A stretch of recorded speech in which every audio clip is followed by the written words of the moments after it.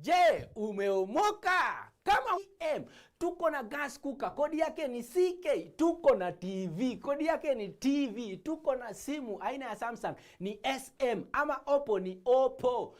My friend, mahali popote unanitizama, eka hizo kodi zake kisha utume kwa 4032353. 4032353, alafu utakuwa unaomoka na hizi bidhaa. Kumbuka, kwenye Quick ni bidhaa bora zaidi kwa bei ya chini kwa chini.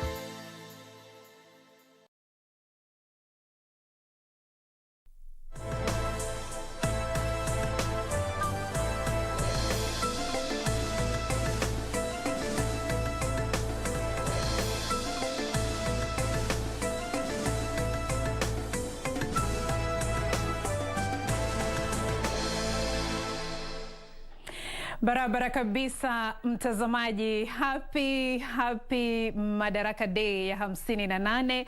Natumai umekuwa na siku njema iliyojawa na mbwembwe pamoja na sherehe za kukatana shoka kama jinsi ambavyo tulivyokuwa tukitazama katika kaunti ya Kisumu, ambapo sherehe hizi zilikuwa zinaadhimishwa rais na kuongozwa na kiongozi wa taifa Rais Uhuru Kenyatta.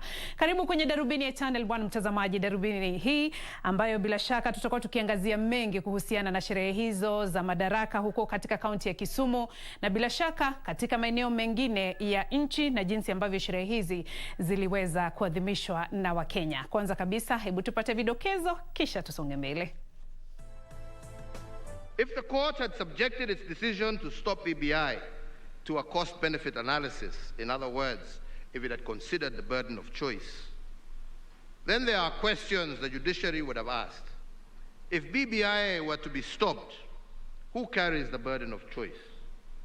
On whose shoulders will ethnic majoritarianism rest?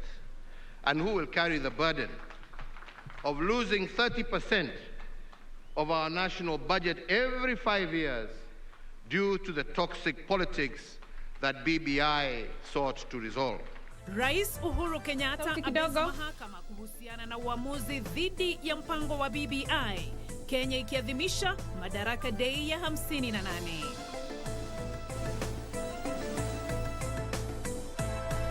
Kikao cha kukadiria mustakabali kuhusu rufaa dhidi ya BBI kitaandaliwa kesho mahakama ya juu. Na kiwango cha maambukizi ya COVID-19 cha chupa hadi 8.3%, wagonjwa wengine 16 wakiaga dunia.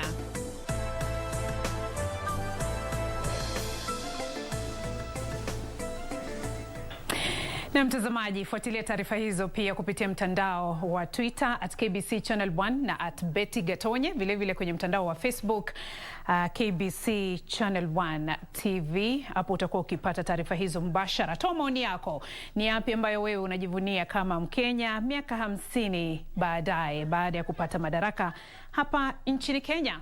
Naitwa Beatrice Gatonye Ngetich, mtangazaji wa Ishara jioni ya leo ni Ann Wangeshi. Karibu kwenye taarifa za jioni hii. Rais Uhuru Kenyatta amekosoa idara ya mahakama akisema inatumia vibaya uhuru wa demokrasia ulioratibishwa kwenye katiba. Katika kile kilichoonekana kuwa marejeleo ya uamuzi wa mahakama kuu kuhusu mswada wa BBI na maafisa kadhaa aliowateua kushikilia nyadhifa za umma, Rais Kenyatta alisema idara ya mahakama imekosa kujiwajibisha katika baadhi ya maamuzi yake.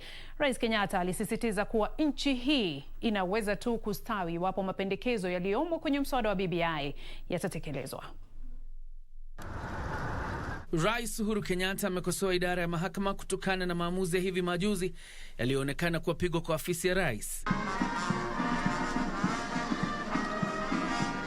Akiongea kwenye sherehe za 58 za siku ya Madaraka mjini Kisumu chini ya kauli mbiu ya uhuru, majukumu na matokeo ya maamuzi, Rais alisuta idara ya mahakama kwa kupuuza manufaa ya umma katika maamuzi yake. Can Kenya truly be a democracy if the people are denied the opportunity to express their sovereign and supreme choice at the ballot box on the basis of elevating technicalities over the overriding objectives of the law? Rais alikosoa idara ya mahakama kwa kuwa na misimamo mikali kwenye maamuzi yake na kuacha Wakenya kugharamia matokeo ya maamuzi hayo. If the court had subjected its decision to stop BBI to a cost-benefit analysis, in other words, if it had considered the burden of choice, then there are questions the judiciary would have asked. If we indeed were at a constitutional moment, is a decision against BBI a decision in support of the status quo? If BBI were to be stopped, who carries the burden of choice? On whose shoulders will ethnic majoritarianism rest? And who will carry the burden of losing 30% of our national budget every 5 years due to the toxic politics that BBI sought to resolve? Rais pia aliwashtumu wale wanaopinga kuandaliwa kwa kura ya maamuzi kwa kutojali maslahi ya taifa hili. Everyone knows that the BBI is good. It's good for our country. It is even good for those people who are unhappy with it. But too many Kenyans have embraced fear of change over the need to continuously strive for a more fair, just, peaceful, cohesive, and democratic Kenya. Hata hivyo, naibu rais William Ruto na kiongozi wa ODM Raila Odinga walitofautiana kuhusu marekebisho ya katiba yaliyopendekezwa. A robust legislature, a performing executive, an independent judiciary, and other independent institutions, so that we can all celebrate the firm foundation of the rule of law, not the rule of man. Vifanya mimi na wewe. Wakati huo Rais Uhuru Kenyatta aligusia rekodi yake ya maendeleo, akisema serikali yake imeboresha maisha ya Wakenya kupitia sera mbalimbali za kusisimua uchumi. In the last 8 years, my administration has doubled what the colonizers and the first 3 administrations did in 128 years. Our national cake, our annual worth as a country every year, now stands at Kenya shillings 10.3 trillion. And even if you factor in inflation, our economic acceleration program has multiplied what the founding fathers left in our country. Rais alitaja uwekezaji wake katika sekta ya biashara ndogo na kadri, akisema biashara hizo zinatoa fursa za kiuchumi. We have revived 566 kilometers of dead meter gauge railway. The revived 200-kilometer Nairobi-Nyanyuki railway will be a game changer. Every trip, the train will transport 1,600 passengers, which is equivalent to a convoy of 120 matatus.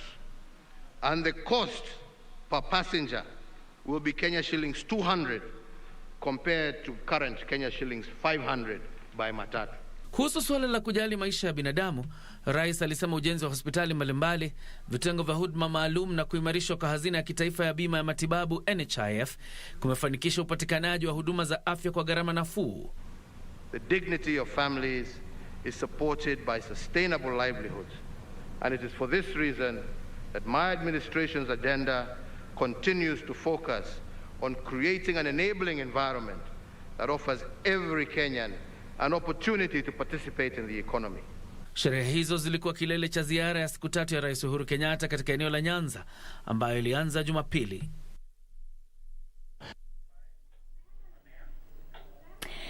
Tukisalia huko Kisumu, mtazamaji, hayawi huwa hatimaye zamu ya jiji la Kisumu kuandaa sherehe za siku kuu ya Madaraka, na sherehe hizo zikanoga huku waandalizi wakihakikisha kila kitu kiko sawa. Hii ni taarifa ambayo nilikuandalia mapema leo mtazamaji, na nitakuwa nikikusimulia kuhusiana na mbwembwe na shamra za sherehe hiyo. Tazama. Anakuja kwa maridadi kabisa, taratibu, akikunja miguu yake kama mwewe, kama ndege atuavyo kutoka angani. Makofi anapotua mahali hapa afisa mteule daraja la pili Joseph Munai. Bango lililo na ujumbe ama maudhui ya sherehe hii, pamoja tusonge mbele, linateremshwa kwa maridadi kabisa na Warrant Officer 2 Obadia Midhibe. Anatua kwa maridadi akitumia moshi kuashiria kwamba kila kitu ni shwari kabisa. Kila kitu kilienda shwari. Jiji la Kisumu likishuhudia mbwembwe za aina yake. Wapigieni makofi. Hawa ni vijana wetu hapa nyumbani, hakuna mgeni hata mmoja. Na kusikia. Jambo la kufurahisha ni kwamba marubani wa ndege hii ni akina dada. Huku wageni waalikwa wakionekana kufurahia kila dakika ya tafrija hizo. Ukawa wakati wa jiji la Kisumu kung'ara.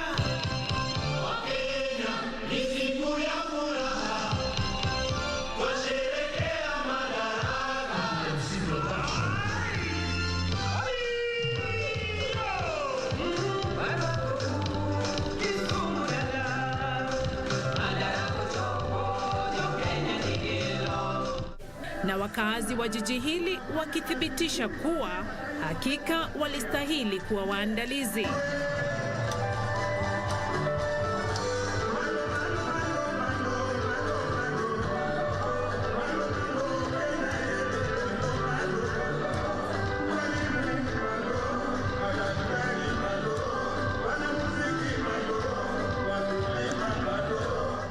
Wageni kutoka Burundi nao wakaonyesha weledi wao.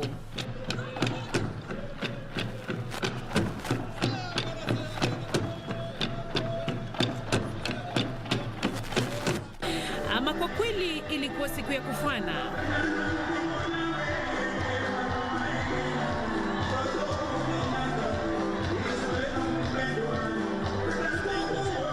Katika jiji hili lililoko ukingoni mwa ziwa Victoria.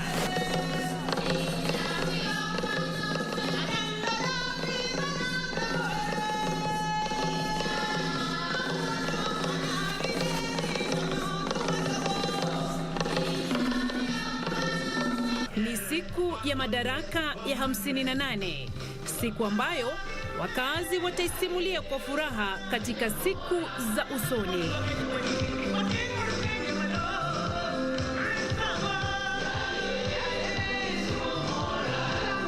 Beatrice Gatonye, Darubini ya Channel 1.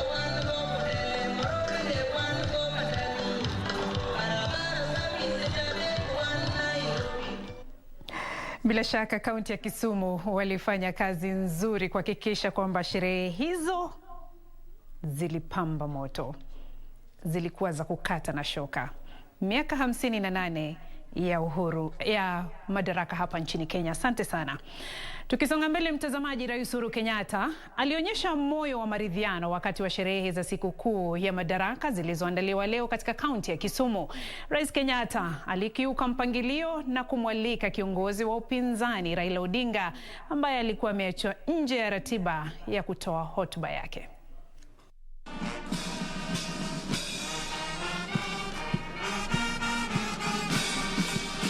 Sherehe za 58 za siku kuu ya madaraka zilizoandaliwa leo mjini Kisumu zitakumbukwa kama moja ya hafla chache za kitaifa ambapo kiongozi wa nchi alikwenda kinyume cha mpango rasmi. Kulingana na mpango wa leo, gavana wa kaunti ya Kisumu Profesa Anyang' Nyong'o, ambaye kaunti yake ilikuwa ikiandaa sherehe hizo, alitarajiwa kutoa hotuba yake ya makaribisho, kisha mwalike naibu rais William Ruto ambaye alitoa hotuba fupi na kumkaribisha Rais Uhuru Kenyatta. Excellency, it is now my very humble duty to request His Excellency, the President of the Republic of Kenya, the Honorable Uhuru Kenyatta, to make his statement and continue the program from there. Lakini badala ya kutoa hotuba yake rasmi ya siku kuu ya Madaraka, Rais Uhuru Kenyatta aliamua kubadilisha mpangilio na kumwalika kiongozi wa ODM Raila Odinga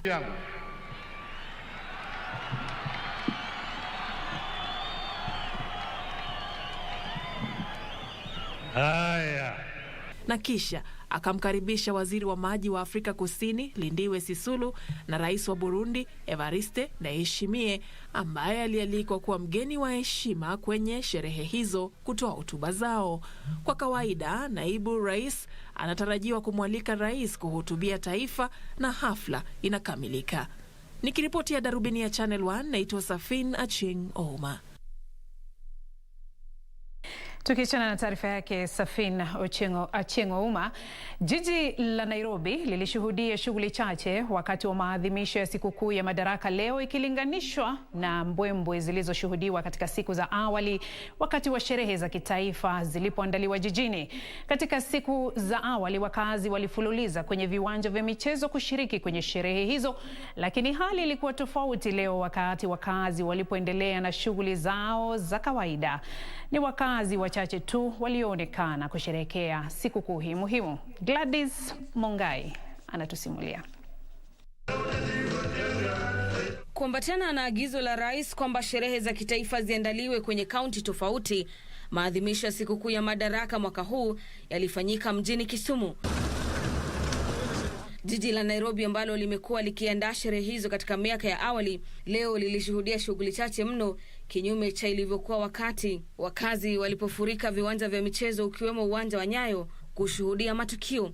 Na huku wakazi Kisumu wakisherehekea tamasha za leo, wakazi wa jiji la Nairobi waliendelea na shughuli za kawaida, ingawa baadhi yao walifuatilia matukio mbashara kupitia runinga.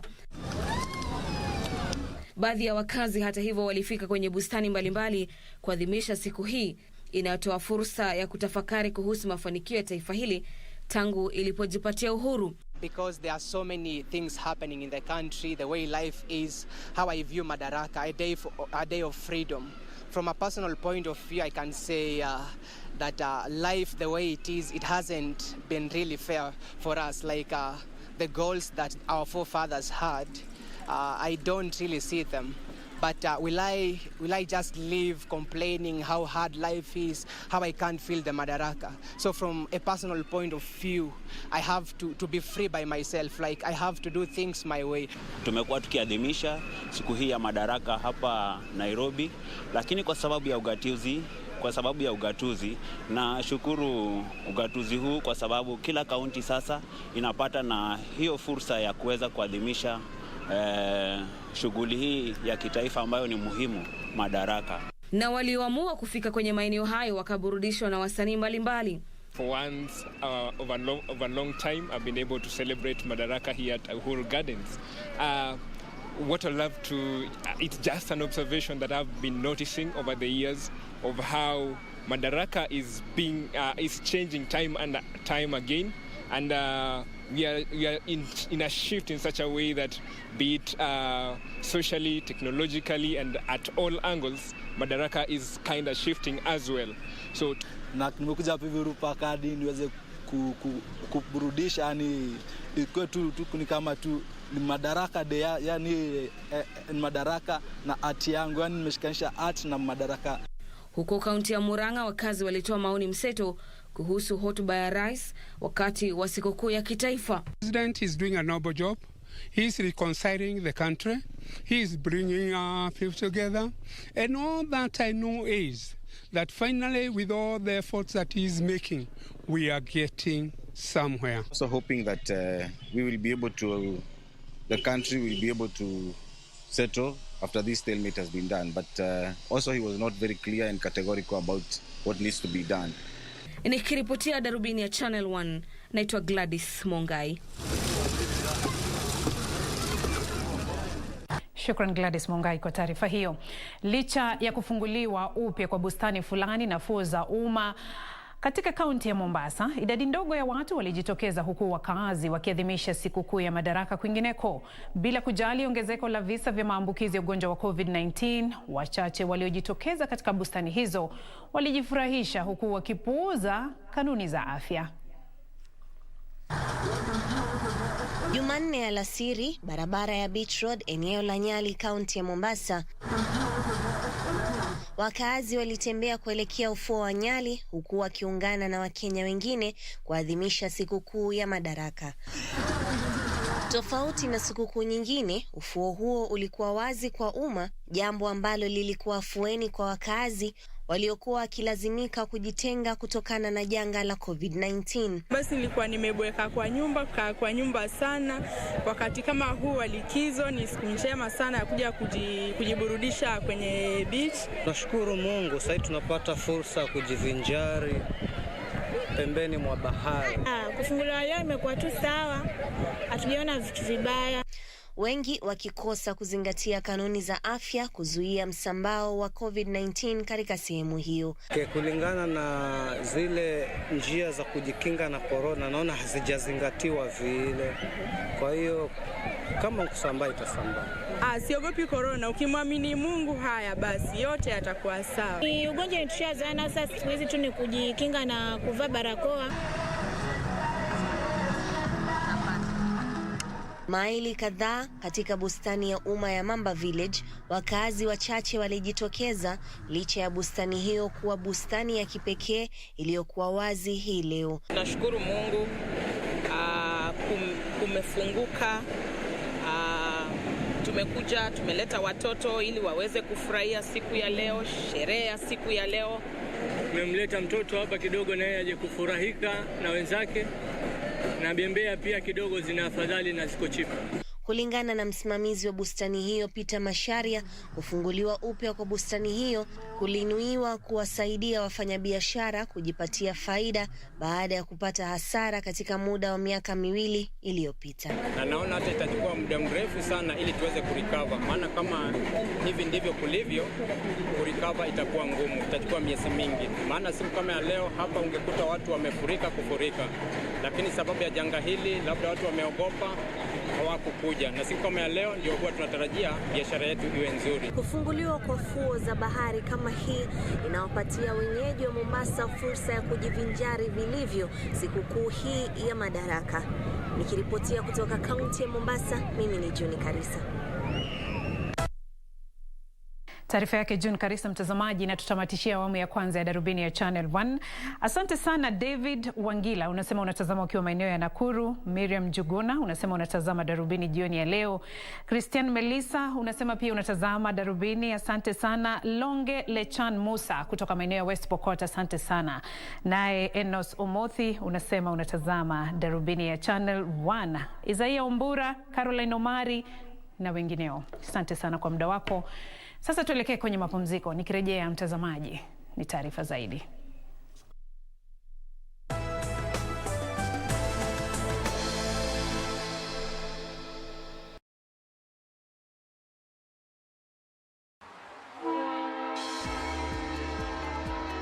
Welcome to the future of railway cargo transport, presented to you by Kenya Railways. We understand that the greatest challenge in long-distance cross-border traffic is the reliable and timely movement of freight, and so the MADARAKA Express brings you the best modern rail service available in the East African region today. From the gateway port of Mombasa, we are currently carrying more than 4 million tons of goods a year to their destinations in a safe, reliable, and efficient manner.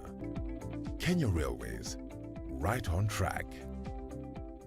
Kupata skiza tune hii, Ufunuo wa Yohana 38 dial *811 *817 hash. Wakati mwingi katika maisha binadamu hujipata kwa shida, unapata ya kwamba hauna usaidizi unaohitaji, biashara zinaisha, hakuna mapato ya kila siku. Lakini hata kwa hayo yote, Biblia inasema ya kwamba katika kitabu cha Ufunuo wa Yohana mlango wa 3 mstari wa 8, na yajua matendo yako.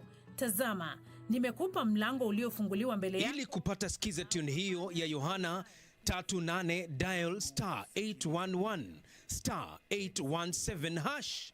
Dial *811 *817 hash. Je, unajua haswa wakati huu wa COVID-19 unaweza wasiliana nasi kupitia 0800 724 499 au kwa kutumia barua pepe kwa comments@ira.go.ke. Unaweza pia kutembelea tovuti yetu kwa www.ira.go.ke au kwa mitandao ya kijamii. Sasa umejua, IRA, bima bora kwa taifa.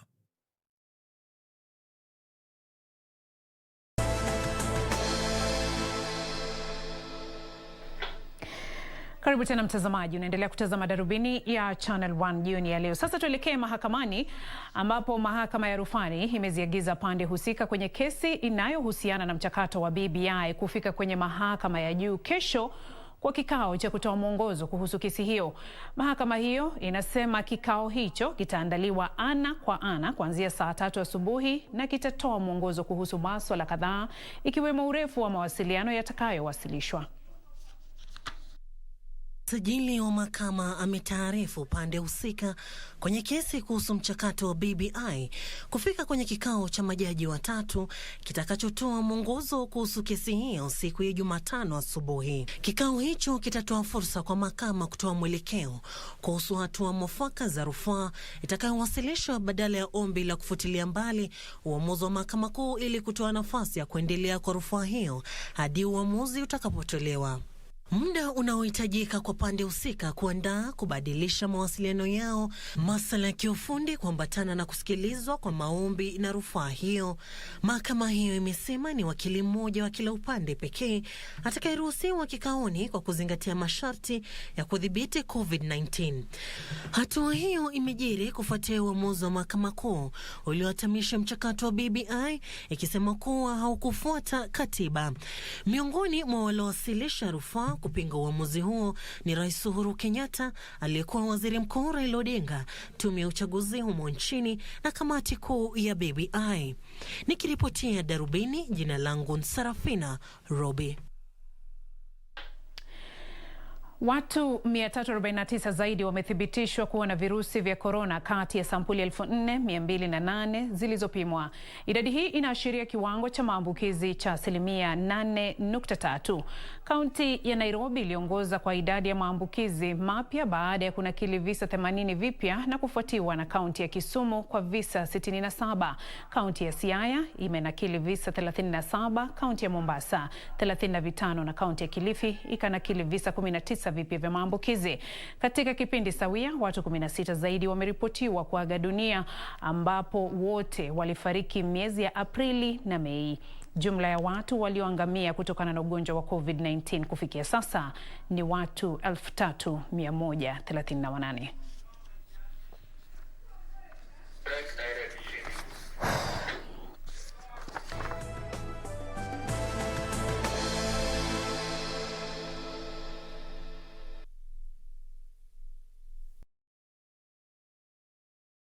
Je, umeomoka? Kama hujaomoka, kwenye QuickBin ndio mambo yote. Hapa tuko na fridge, kodi yake ni CM. Tuko na gas cooker, kodi yake ni CK. Tuko na TV, kodi yake ni TV. Tuko na simu aina ya Samsung ni SM, ama Oppo ni Oppo. My friend, mahali popote unanitizama, eka hizo kodi zake kisha utume kwa 4032353. 4032353, alafu utakuwa unaomoka na hizi bidhaa. Kumbuka, kwenye QuickBin ni bidhaa bora zaidi kwa bei ya chini kwa chini. The greatest rally in the world is back in Kenya. Catch all the action of WRC Safari Rally live and exclusive on KBC Channel 1 from 24th to 27th June. See the world's best drivers navigate their machines on Kenya's rough terrain at breakneck speeds. Experience the thrills, adrenaline, drama and excitement as man and machine do battle. Don't miss out. WRC Safari Rally, live and exclusive on KBC Channel 1, your true sports partner.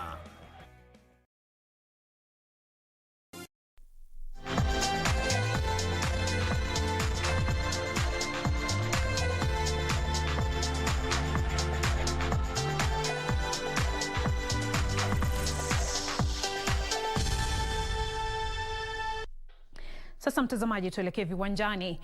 Nikhil Sachania anatarajiwa kuwa dereva wa kwanza aliye na ulemavu kushiriki kwenye mashindano ya mbio za magari duniani ambazo zitaandaliwa kati ya tarehe 24 na 27 mwezi huu. Ushiriki wake kwenye mashindano hayo umeidhinishwa na shirikisho la mbio za magari duniani, na sasa Sachania atasubiri kupata cheti cha kukubali muundo ama kubadili muundo wa gari lake kutoka kwa shirika la FIA kushiriki ama kuafikia kanuni za madereva walio na ulemavu. Nikhil amesema kuwa tayari amebadili muundo wa gari lake aina ya Mitsubishi Evolution 10 kuambatana na kanuni za shirikisho la mbio za magari duniani FIA baada ya kupata cheti cha usalama kutoka kwa tume ya kushughulikia usalama wa madereva walemavu. So the modifications that are in the car is basically a accelerator on the steering wheel and a brake which is behind the wheel. The FIA had to come down and have a look at the modifications that we had done for the car to ensure that they were safely done and also meet their safety standards. So they had advised us 2 years ago on what little modifications we had to do to make sure that it is actually safe, and we can then apply for the certificate of adaptions. Nikhil amewahi kushiriki katika mashindano mengine 6 ya mbio za magari zilizoandaliwa na shirikisho la mashindano ya mbio za magari barani Afrika, ambapo alikamilisha mashindano 5 na kushindwa kwenye shindano 1. Ameandikisha matokeo bora kwenye mashindano ya mbio za magari humu nchini na anatumaini kutia fora kwenye mashindano ya mbio za magari duniani, akielezwa na msaidizi wake Deep Patel. We had 2 rallies and then everything was closed down. Of course, the pandemic has affected not just sports, businesses, different people's livelihoods. It had been a pretty tough year. I know things are getting better now with the vaccine rollouts and just general public awareness of the virus. Wakati huo, afisa mkuu wa mashindano ya Safari Rally Phineas Kimathi amesema wanaratibu kanuni ambazo zitazingatiwa kwenye mashindano ya mbio za magari mwaka huu ili kudhibiti msambao wa ugonjwa wa COVID-19. We can't tell them you can't come out just to watch the cars. So the rally is not like a stadium event. And I'm sure the people living around those areas, they will come out of the road and enjoy the rally. So I don't know whether they will be spectators or they will just be people living around along the route. But the truth of the matter is we can't say that people cannot come out to spectate. It is very difficult to say that. But we're making arrangements to make sure that those who come out to spectate do it within the provisions of the Ministry of Health protocols.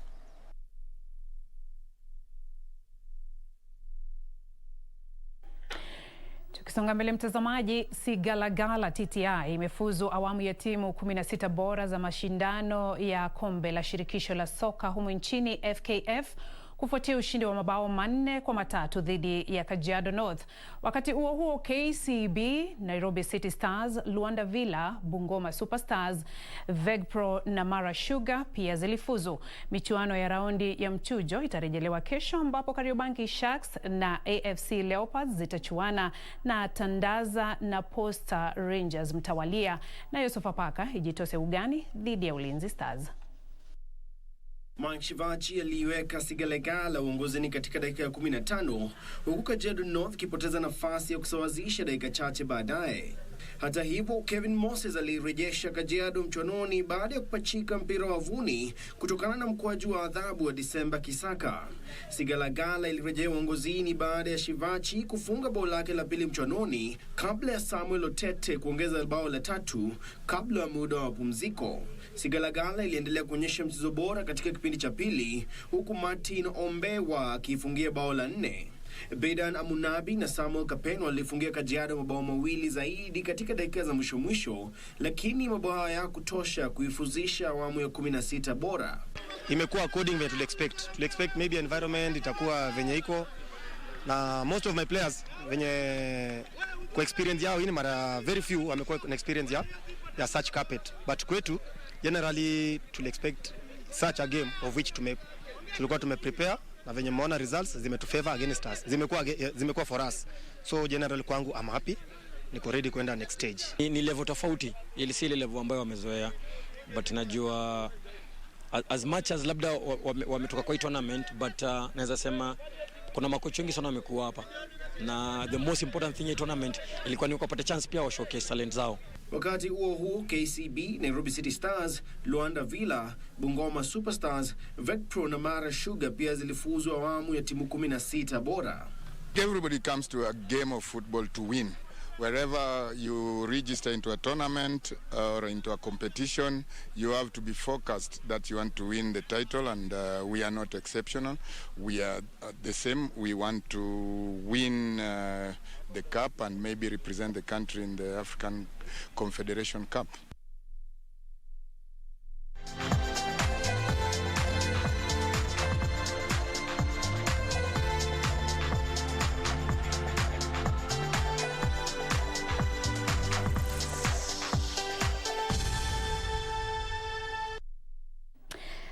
Na taarifa hizo za michezo, mtazamaji, zinatutamatishia darubini ya Channel 1. Lakini kama ilivyo ada, kabla niondoke hapa, tujifunze mawili. Tumekuwa tukijifunza mifugo wa pale nyumbani kwa lugha ya ishara. Hivi leo tunasonga mbele. Ng'ombe. Ng'ombe. Ng'ombe. Mbuzi. Mbuzi. Kondoo. Wajua kondoo anamkia.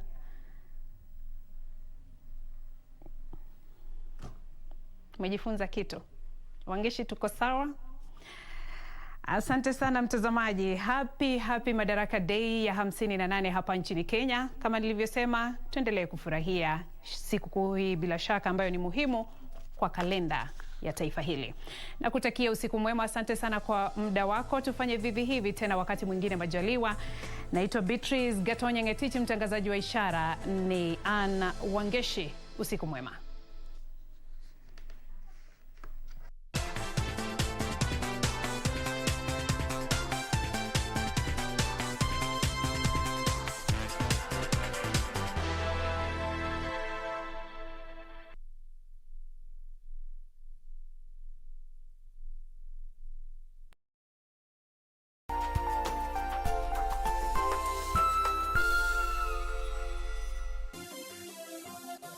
Beauty College.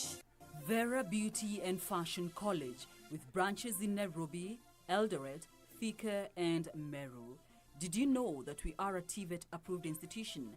We offer courses in fashion design, interior design in soft furnishing, event decoration, flower arrangement, event planning, hairdressing, barbering and dreadlocks, beauty therapy, makeup, nail technology, spa massages, teaching skills, TOT, solo business management, and many more.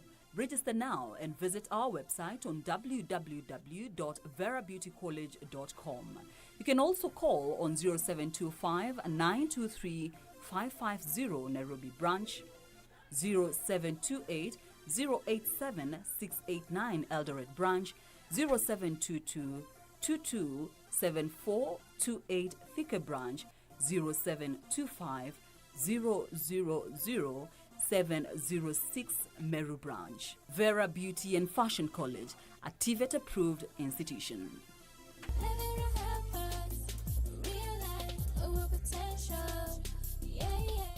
Tonight on KBC Channel 1. Zeke the Free! This man is a legend with the ladies. I can only imagine. Oh, baby, you ain't got to imagine. We got this on video. You don't want to see that? Zeke the Free is back in town. I know that, dude. I'm in the house. And it's still the #1 destination for couples to do the craziest thing of all. Get married. Mom, are you in the adjoining suite? Once the door closes, you can barely hear a thing. Fortunately, I arrived the only way a sane person should.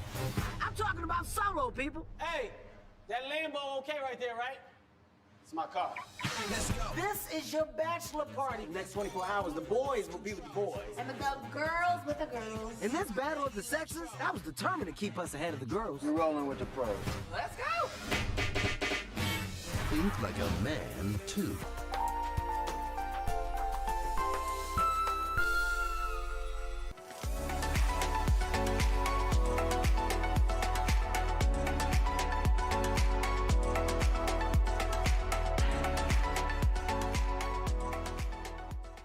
Asante sana mpenzi mtazamaji, mahali popote upo. Karibu tena hapa kwenye Quickbit. Kwa majina yanajulikana kama Mtumishi. Asante Yesu. Ukipenda niite Mr. Quickbit, tutakuwa tuko pamoja. Kumbuka hapa kwenye Quickbit ni bidhaa bora zaidi kwa bei ya chini kwa chini. Na nakumbuka tuko na TV, tuko na fridge, tuko na kitchen combination, non-stick sufuria, kettle ya stima, na pia tuko na microwave. My friend, kumbuka tuko na nduthi, tuko na fridge. Hizi vitu huwezi maliza hapa kwenye Quickbit. Wewe wekelea bidii yako, sisi tukufikishie mali yako mahali popote huko. Na kama kawaida yetu, wanunuzi ni wengi. Wanunuzi ni wengi. Hatupotezi masaa. Wacha tumtuangie simu, tumpatie simu yake aina ya Oppo A93. Mnunuzi mahali popote huko, please. The person you have called is not reachable. We will notify you when the mobile subscriber. Wacha tumjaribu mara nyingine tena, labda ni network. Labda ni network asiseme mimi sikupata